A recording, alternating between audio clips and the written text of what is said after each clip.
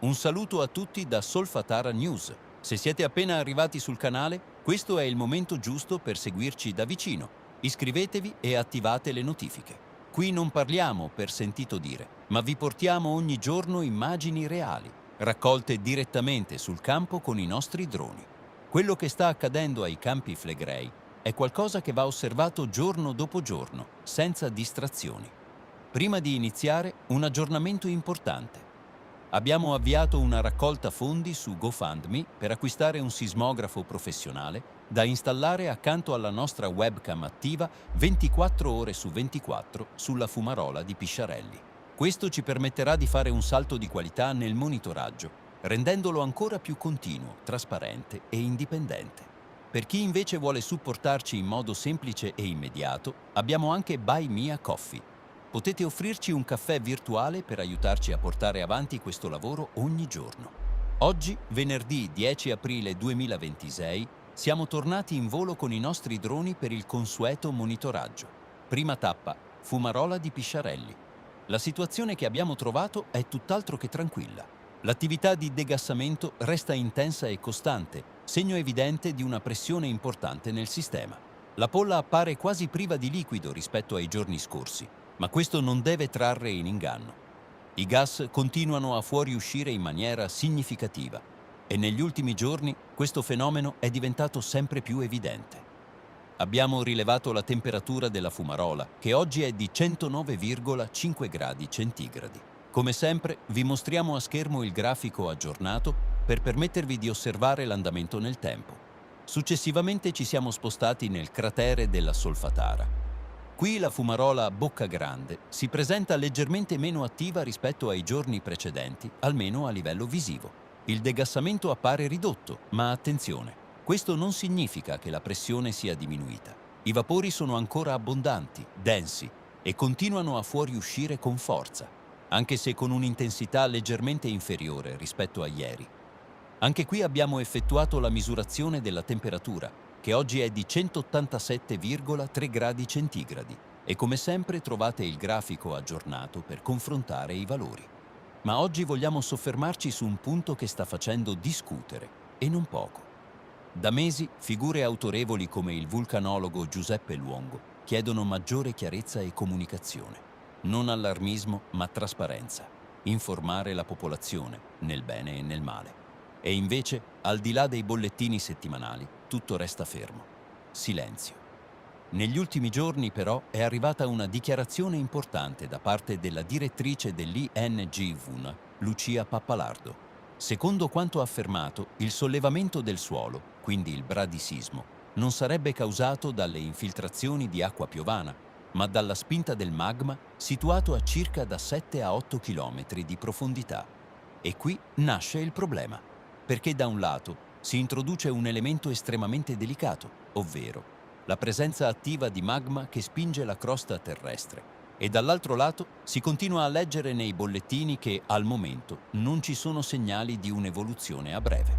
Allora la domanda è inevitabile. Se domani o tra una settimana si verificasse una scossa importante, superiore a magnitudo 4, capace di creare fratture profonde nel sottosuolo e considerando la pressione già elevata dei fluidi vulcanici, in quanto tempo questi materiali potrebbero risalire in superficie? Minuti, un'ora al massimo? E allora cosa significa davvero quella frase rassicurante che leggiamo ogni settimana? Perché continuare a utilizzarla, se allo stesso tempo si ammette la presenza di una dinamica così complessa e potenzialmente rapida? Qui non si tratta di creare panico, si tratta di fare informazione chiara. Perché in un'area come quella dei Campi Flegrei, dove vivono milioni di persone, la comunicazione non può essere ambigua, non può lasciare spazio a interpretazioni. E invece è proprio questo che sta accadendo.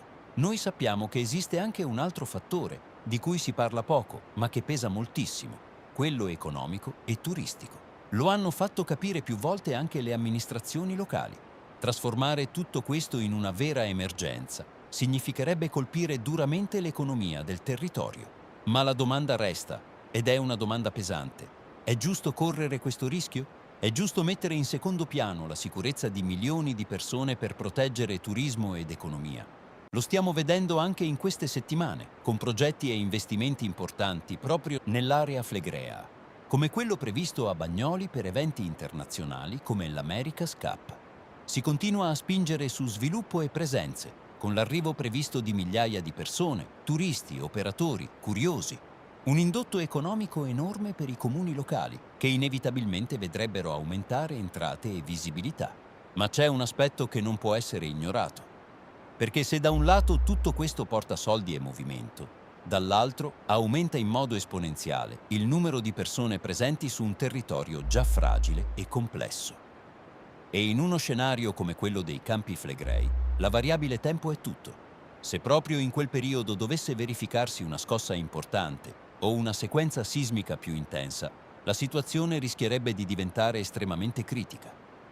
Le strade che oggi utilizziamo quotidianamente sono già spesso congestionate e le vie di fuga, per chi conosce bene la zona, risultano già adesso insufficienti per gestire in modo rapido un'evacuazione ordinata della popolazione residente.